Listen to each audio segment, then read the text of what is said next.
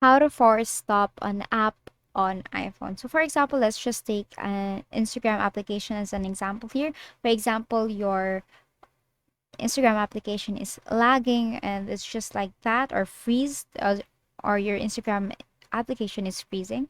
So is freezed. So what you're gonna do is here on the left side of your phone here, right? From the bottom, what you're gonna do is you're gonna drag the bottom up until the middle part here, up until you see these applications that you have turned on or you have used, basically your history.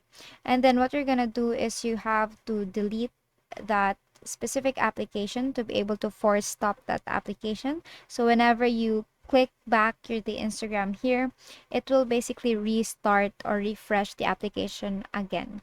And basically that's how you force stop an app on iPhone. And that is all for today. If this video helped you, please don't forget to like, share, and subscribe to our YouTube channel to show your support.